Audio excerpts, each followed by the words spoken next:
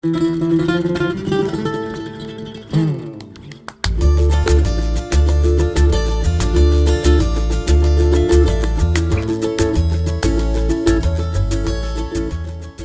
der Nordküste Mallorcas, eingebettet zwischen der Bucht von Alcúdia und dem Naturpark Albufera, liegt Es Capellans.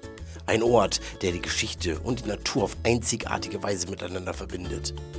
Ursprünglich diente dieses malerische Küstengebiet als bescheidener Rückzugsort für die Priester der nahegelegenen Gemeinde Muro, die hier ihre Sommer verbrachten. Diese historischen Wurzeln spiegeln sich noch heute in dem Namen und der Struktur des Ortes wider. Mit der Zeit entwickelte sich Es Capellans zu einem begehrten Ziel für Besucher, die sowohl die natürliche Schönheit als auch das kulturelle Erbe Mallorcas schätzen. Trotz seiner Popularität behält der Strand seine traditionelle Atmosphäre bei.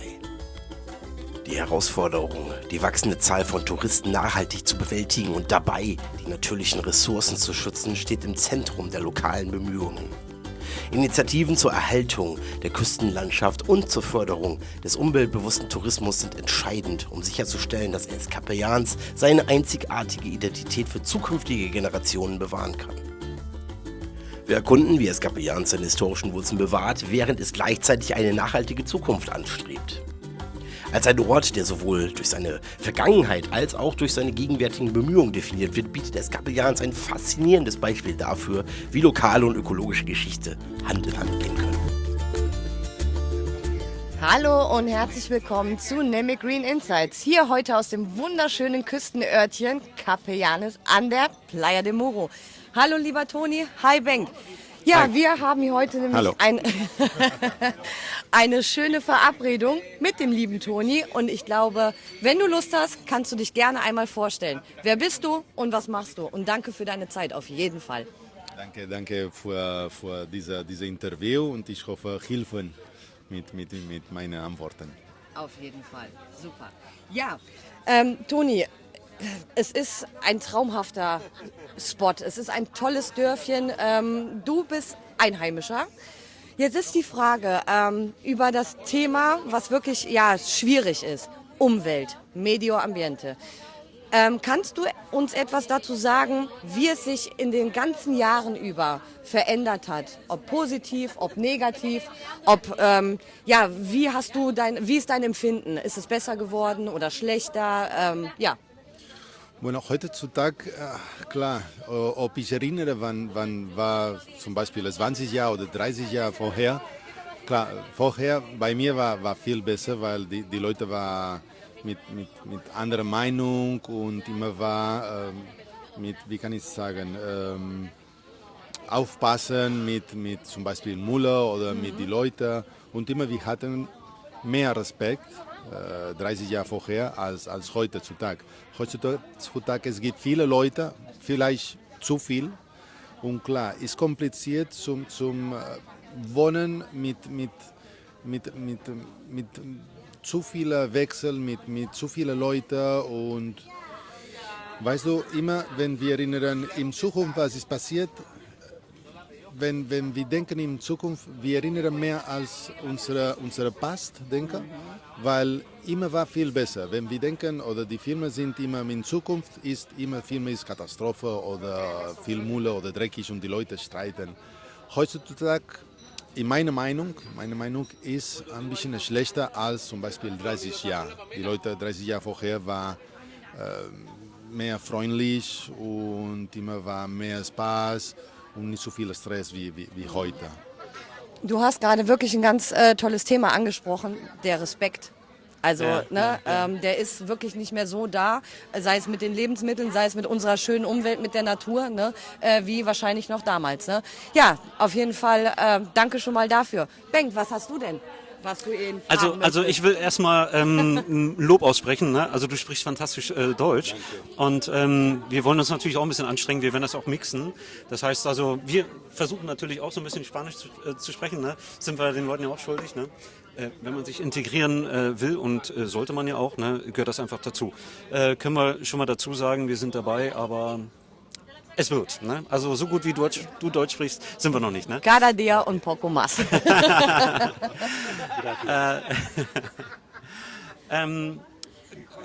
¿Cuáles son los impactos negativos del turismo aquí en Capellans? Bueno, in Spanish or in Deutsch? Deutsch? Igual. Bueno, klar, unser Problem ist, ich weiß nicht, ob es ein Problem ist, aber wir fühlen uns wie. Zum Beispiel im Winter ist sehr ruhig, keine Leute und auch die Einwohner fliegen nach anderem Land oder nach Andalusia oder Madrid. Und klar, im Winter Mallorca ist fast leer und dann kommt die Sonne und wir gegen das. Keine Leute als 1000 und 1000 und 1000 Leute.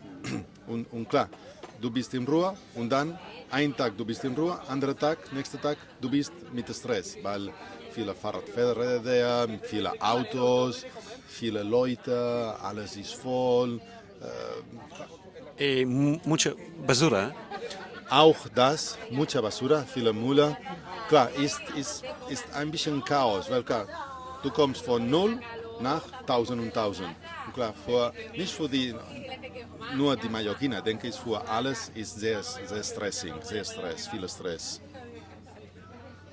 ¿Hay aspectos positivos también del turismo? Claro que ¿Qué sí. piensas? Sí, claro que sí. Somos una isla que vivimos del turismo. Casi un 70%, 80% es del turismo. No podemos obviar u olvidar que el turismo en Mallorca ha cambiado la isla. Si repasamos la historia de Mallorca y vemos los años 50, Mallorca solo había árboles, almendros y olivos. Agricultura. Y agricultura, no había nada más. Ha cambiado muchísimo el turismo y, por ejemplo, los chiringuitos, los bares, restaurantes, todos ganamos con el turismo. Okay, ich mische mich ganz kurz mal eben schnell ein. Der Bengt hat das super gemacht. Emma, also du willst mir was erzählen, du machst demnächst alles nur noch auf Spanisch. Das sage ich dir, oder? Also jetzt noch mal ganz kurz, grob auf Deutsch übersetzt natürlich. Der Bengt hat den lieben Toni gefragt, ja, was hier die positiven und auch die negativen Aspekte von dem Tourismus sind. Sei es ja der viele Tourismus, der wirklich ab dem Sommer ja dann hier strömt, halt aus Toni seiner Sicht.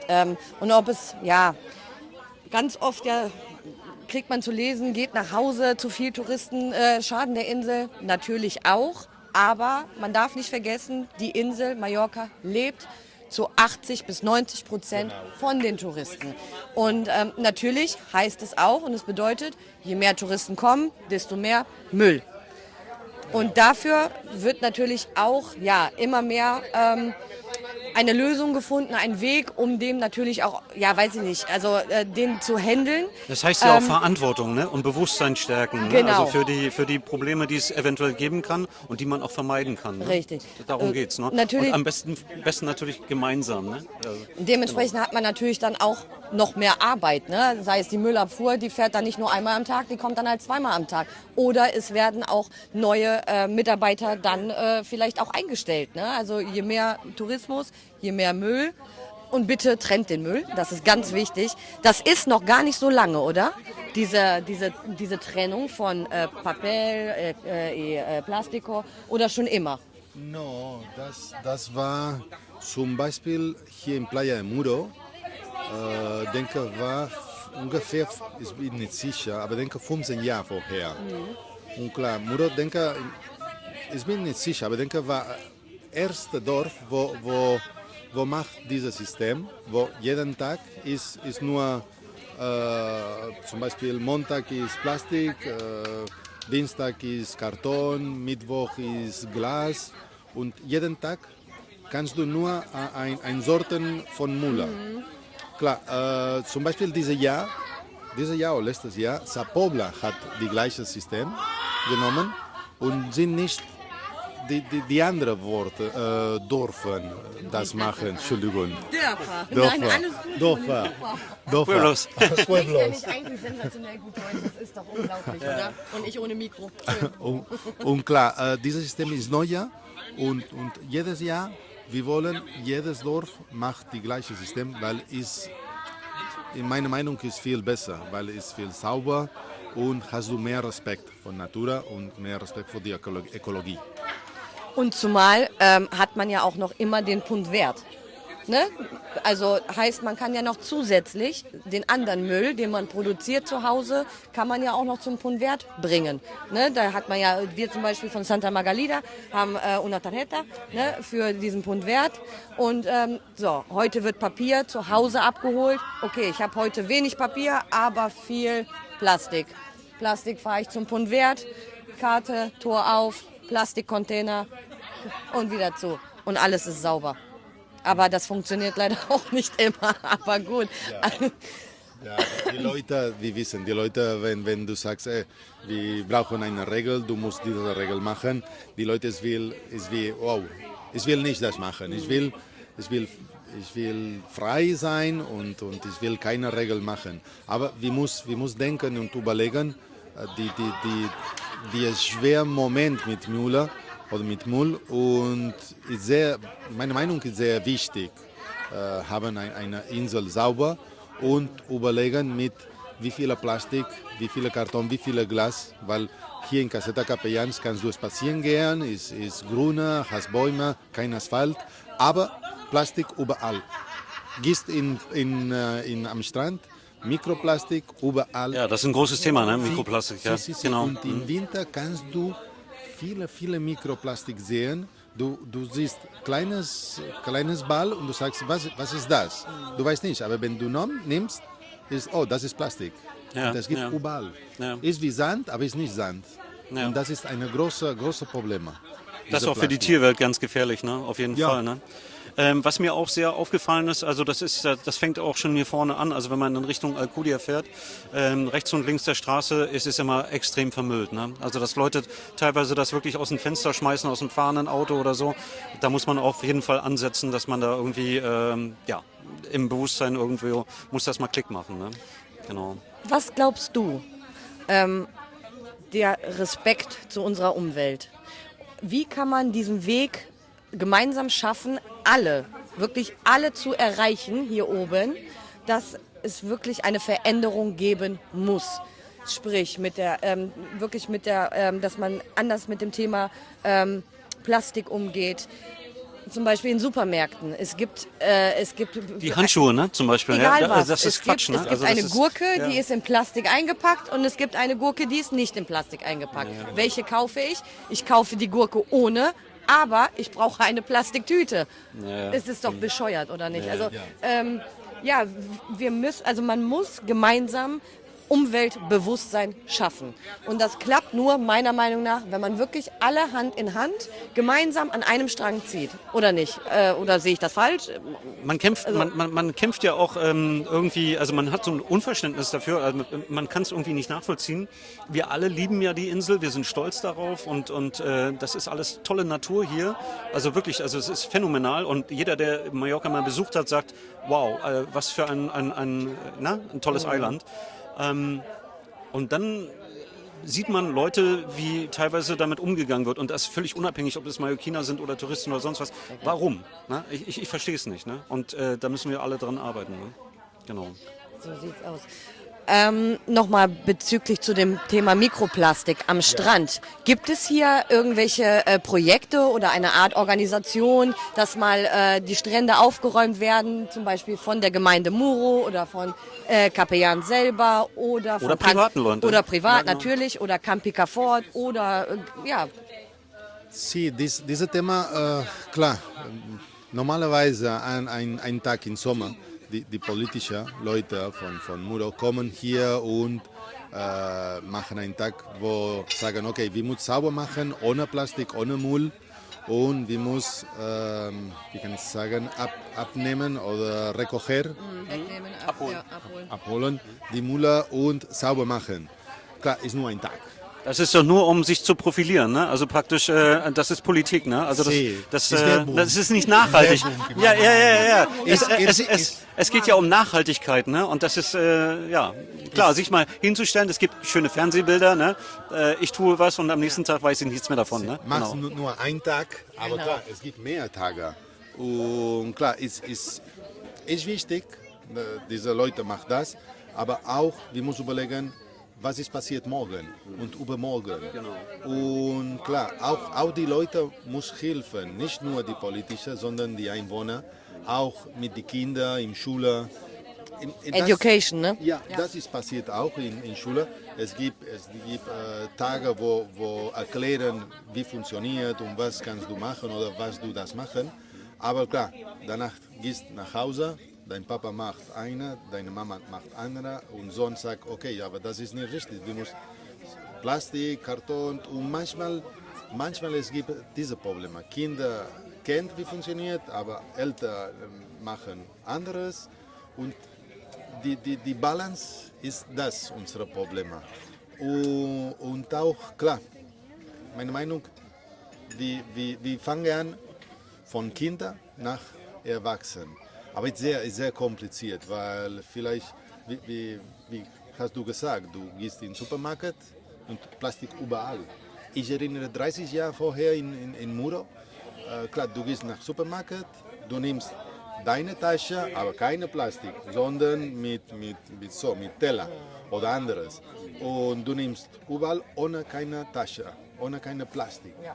Und auch, ob du kaufst weiß nicht, eine zum Trinken, war ein Glas, nimmst Glas, trinkst und danach kommst zurück Glas. Heutzutage ist Plastik. Also ein Pfandsystem, genau. Aber es gibt auch diesen anderen Weg, ne? Genau andersrum. Ne? Also es gibt auch Supermärkte, die haben sozusagen ganz stolz diese Plastiktaschen oder Plastikbeutel aus dem Sortiment genommen. Die gibt es nicht mehr.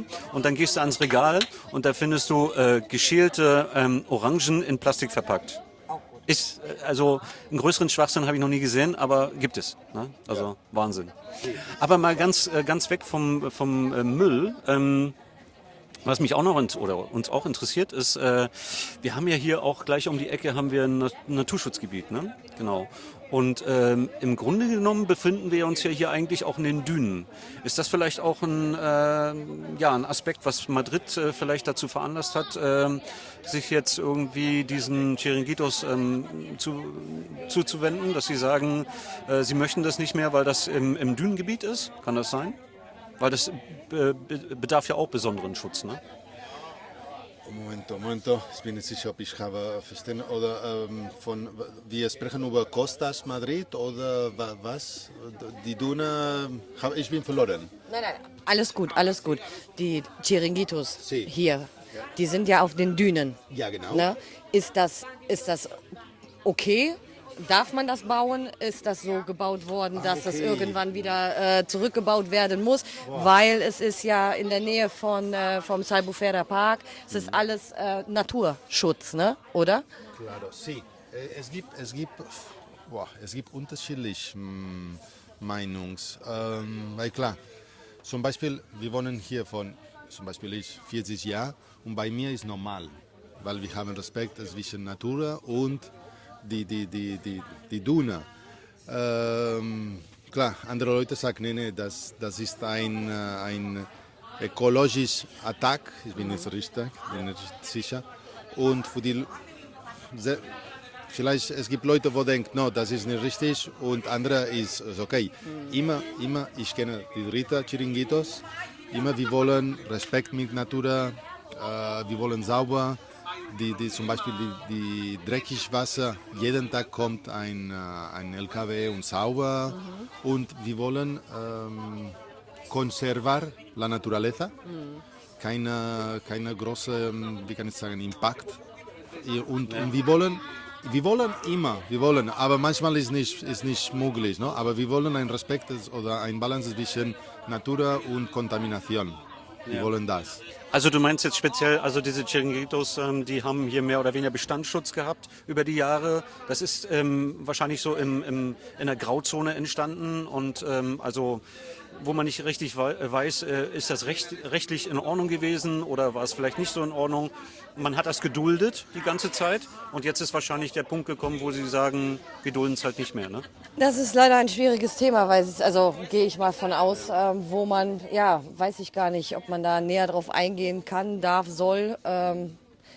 Hast du eine eigene Meinung? Wird das komplett irgendwann hier alles weggemacht, diese Restaurants, oder dürfen sie wohl bleiben? Was hast du so im Gefühl?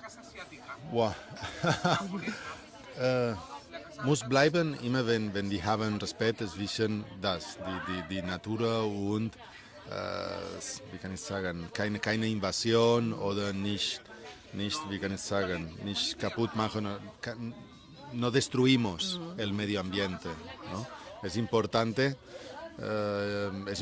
conservar el medio ambiente y vivir con un equilibrio entre la parte económica y la naturaleza, porque hemos venido a convivir con ella, no a destruirla. Also es muss immer im Gleichgewicht bleiben, ja genau. Vollkommen richtig. Ja, wie empfindest du das selber? Du bist hier aufgewachsen, ne? Als kleines Kind hast du hier schon gespielt und Und jetzt deine Tochter. ja, genau, Ja, ne? wie deine kleine süße Tochter, ne? Also Wahnsinn, ne? Also ganz ehrlich, ich bin auch total neidisch, ne? Also ich finde das hier klasse. Ich würde sofort hierher, aber ich weiß, dass es nicht möglich ist. Das ist halt nur für Bewohner von Muro. Hast Und das du ist auch keine in Ordnung Chance, so, Bengt. ne? Und das hier auch, das ist auch ein guter Aspekt, ne? Dass man hier also praktisch nicht also hier können sich nicht irgendwelche Leute, die reich sind oder so, einkaufen und spekulieren oder sonst was. Das ist halt reserviert für die Leute in Muro. Das wird halt weitergegeben und so. Und das finde ich absolut in Ordnung und toll. Ne? Ich bin aber trotzdem neidisch. Nee, also, Aber man darf ja auch gönnen, ne? Ja, genau. Aber jetzt mal so in der Zeit, also es hat sich ja alles, also Mallorca an sich, wann ist das losgegangen mit dem Tourismus? 60er Jahre ungefähr, ne? Und dann so langsam immer weiter. Da oder gab so. es mich noch Und nicht. jetzt hier in der kleinen Enklave, also in diesem kleinen Bereich Capellans, wie hast du das jetzt empfunden? Ist das jetzt wahnsinnig viel mehr geworden oder ist das alles...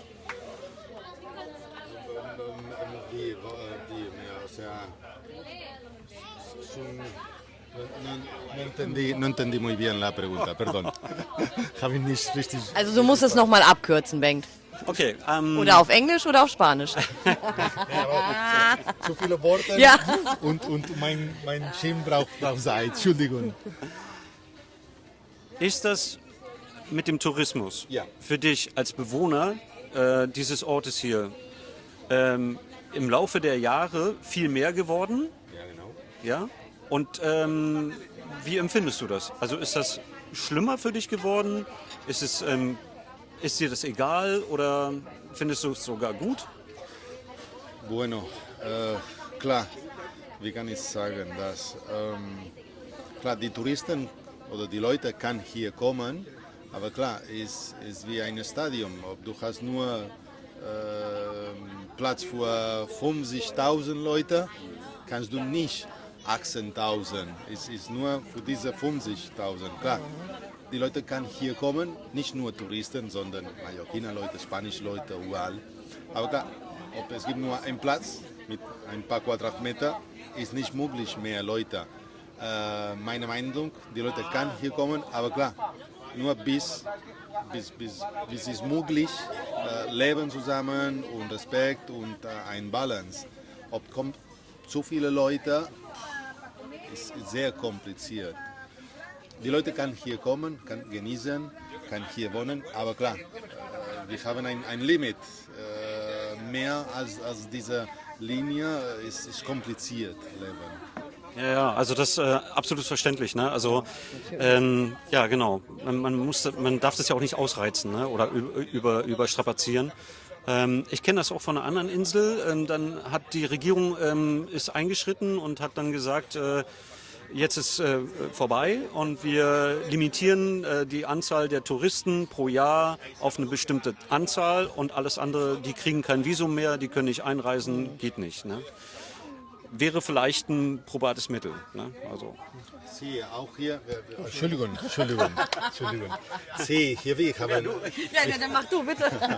Wir haben eine Regel, wo ab Juni bis September kann rein nicht so, bueno, keine Leute aus zum Beispiel, nur, wie kann ich sagen, nur kann die Leute von Muro hier kommen, die andere ist nicht möglich, aber ist nicht, weil wir heißen die anderen Leute, sondern ist sehr gefährlich, nicht für uns, sondern für alles. Zu viele Leute hier. Zum Beispiel, ob wir das nicht machen, Juni, September, keine Leute hier kann fahren oder kommen. Solo Vecinos. Ja, genau, nur Nachbarn. Klar, zum Beispiel, überleg, vielleicht hier es gibt keine Regel, kann kommen alles. Und ich erinnere 3 Jahre vorher, alles war voll, viele Autos überall. Wir hatten einen Unfall oder ein Problem hier und Krankenwagen kann nicht bis hier fahren. Okay. Klar, war sehr gefährlich, weil dieser Mann war tot. Warum? Weil Krankenwagen kann nicht kommen, war zu spät, laufen, rennen, ist sehr gefährlich.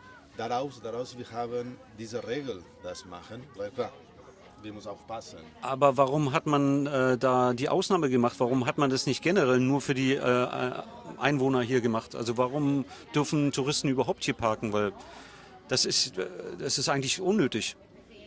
Ja, also letzten Endes wäre es schon genau sinnvoll, wenn nur die Bewohner von Ses Capellanes hier parken und drumherum gibt es genug Parkplätze. Genau. Ne, das wäre schon, dann wäre das auch alles wahrscheinlich nicht passiert. Ne? Genau. Noch mal ganz kurz, also wer sich das Dörfchen hier näher anschauen möchte, um auch hier irgendwo in den 3 der tollen Restaurants essen zu wollen, der parkt natürlich nicht hier vorne, sondern in der umliegenden näheren Umgebung gibt es jede Menge Parkplätze. Genau. Oder kommt mit dem beim Fahrrad, mit dem Eroski, Roller oder mit dem Bus. an der Bibliotheka oder die Straße hier vorne, ne, wo die Hotelzufahrten sind. Also, verboten ist es so oder so vom 15. Juni ja, 15. bis September, ne? Oktober, September? September. 15. September. Okay, ich sag Oktober. Ich mache jetzt die neue Regel. Nein, bis September. Also dürfen hier weder Einheimische noch Touristen parken. Es dürfen nur die Bewohner des kleinen Örtchens Genau. Ses Capellanes parken. Genau, das dazu. Toni, so zum Abschluss. Hast du irgendeinen Wunsch, was man oder wie, was sich vielleicht für die Zukunft noch für dein Dorf und vor allen Dingen auch das Dorf deiner Tochter irgendwann, ich hoffe, sie wird hier auch groß und wird dann irgendwann euer Haus übernehmen und wird genauso glücklich und zufrieden hier aufwachsen wie du. Ein Wunsch für dein Dorf. Wie soll es in Zukunft aussehen? Was könnte besser werden? Oder irgendwie hast du einen Appell an die Menschen da draußen? In diesem Moment, ich habe erinnert, eine Sätze, denke war Clint Eastwood, sagt gemacht. In Deutsch, ich weiß nicht, ich sage in Spanisch, okay? Wo sagt, no quiero dejar un mundo mejor para mis hijos, quiero dejar unos hijos mejor para mi mundo. Und dann denke, mein Wunsch ist das, nicht haben eine gute Welt, sondern eine gute Kinder, eine gute Sonne für eine schöne Welt. Denke, mein Wunsch ist, die Kinder, die Leute überlegen, was wir machen mit Müll, was wir machen mit unserer Welt, mit Kontamination, mit Respekt von Natur. Denke, meine Meinung ist haben ein gute Leute für unsere Welt. Denke ich das. Wow, vielen lieben Dank. Also da muss man mal kurz schlucken. Also ganz ehrlich, das war schon, da gebe ich dir zu 1000% recht. Ja, auf jeden Fall. Ja, ihr Lieben, wir trinken jetzt einen Kaffee oder ein Wasser oder eine Cola und vielleicht nehmen wir euch gleich nochmal mit und machen einen kleinen Rundgang aus dem Dörfchen. Zeig uns doch mal dein Örtchen hier. Genau. Und, aber erst machen wir eine kleine Pause. Aber wir sehen uns bestimmt nachher nochmal wieder. Ne? Bis dann. Ciao.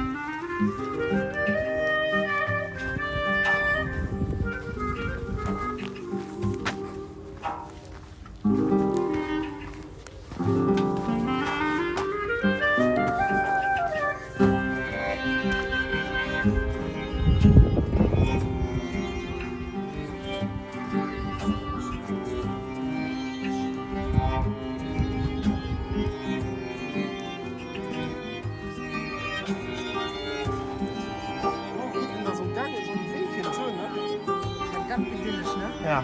Ja, wahrscheinlich.